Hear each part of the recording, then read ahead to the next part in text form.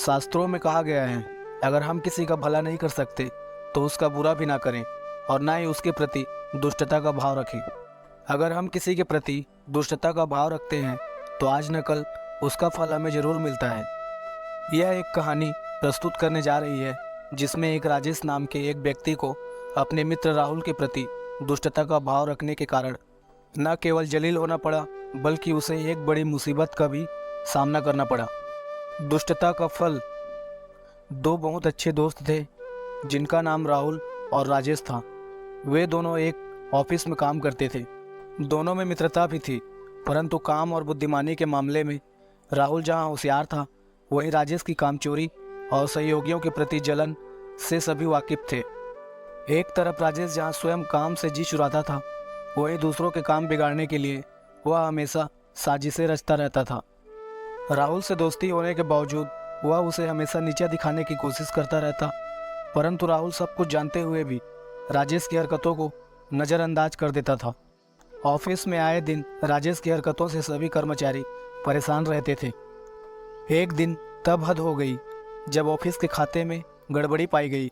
राहुल और राजेश ऑफिस में कंपनी का हिसाब किताब रखने वाले लेखा विभाग में कार्यरत थे। राहुल की बुद्धिमत्ता और उसकी ईमानदारी को देखते हुए कंपनी ने लेखा जोखा का भार उसे सौंपा गया था।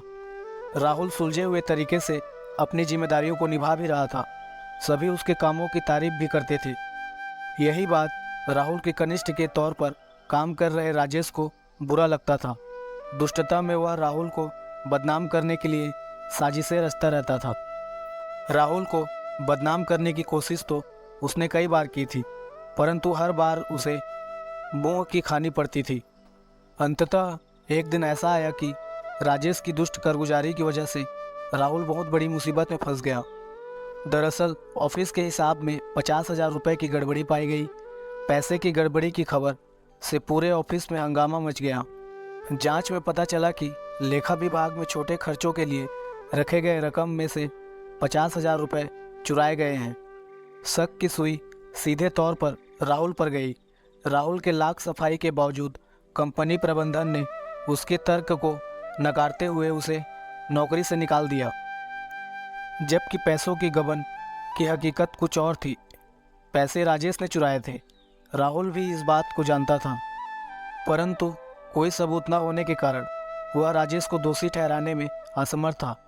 इधर राजेश अपने मंसूबे को पूरा होने पर मन ही मन खुश था।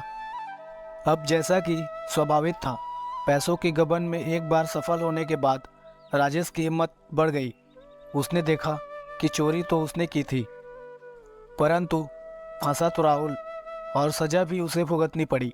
वह एक बार फिर से पैसे चोरी करने की योजना बनाने लगा, परंतु उसे यह पता नहीं था कि ऑफिस के अन्य सभी कर्मचारी राहुल वाली घटना के बाद से सतर्क हो गए थे।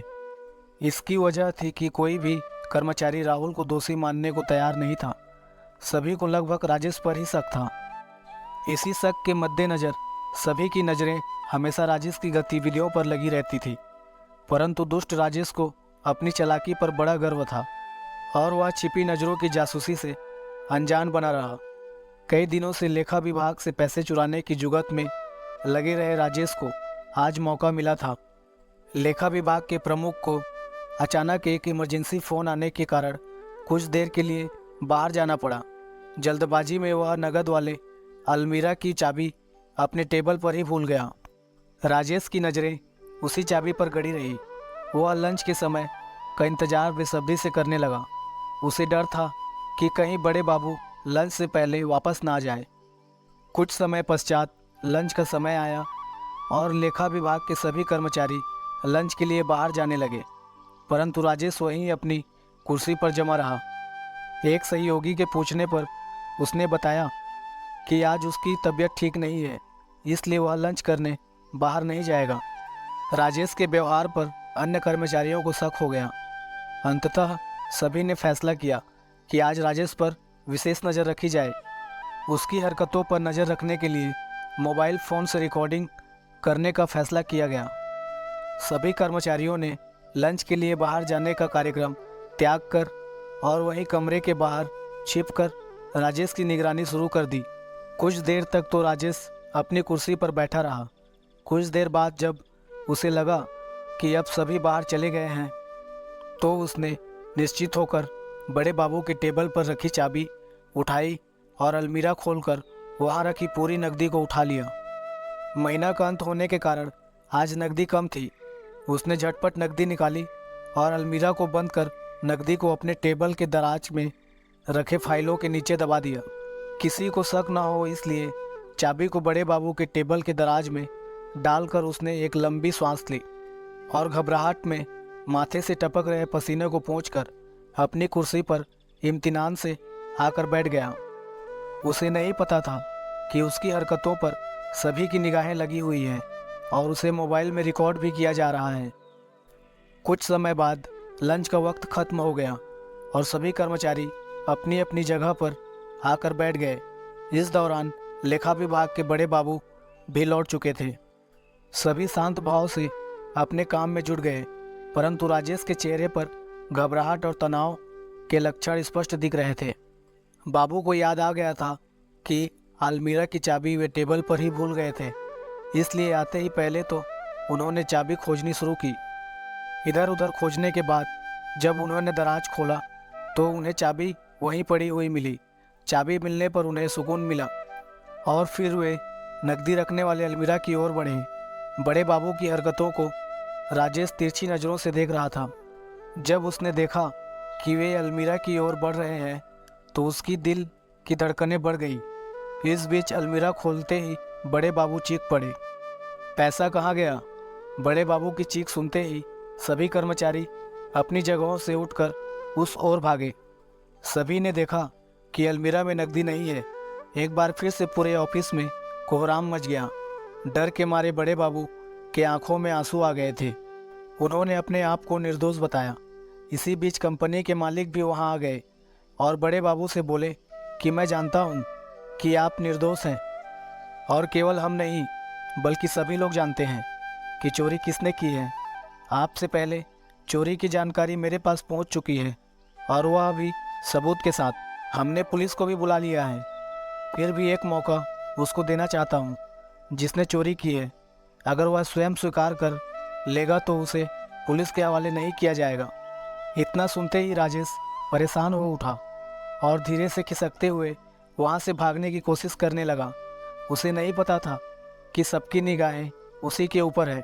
जैसे ही राजेश दरवाजे की ओर लपका, एक कर्मचारी ने उसका हाथ पकड़ लिया। इसी बीच पुलिस भी वहाँ आ गई थी। कंपनी के मालिक ने राजेश के लाख गिड़गिड़ाने के बावजूद उसे पुलिस के हवाले कर दिया। आज सभी को राजेश की दुष्ट प्रवृत्ति के कारण राहुल जैसे होनहार कर्मचारी को खोने का दुख हो रहा था, परंतु सभी को खुशी इस बात की थी कि राजेश को उसके किए का फल मिल गया और आगे से उसकी दुष्टता का शिकार ऑफिस में किसी और को नहीं होना पड़ेगा। कहानी से शिक्षा।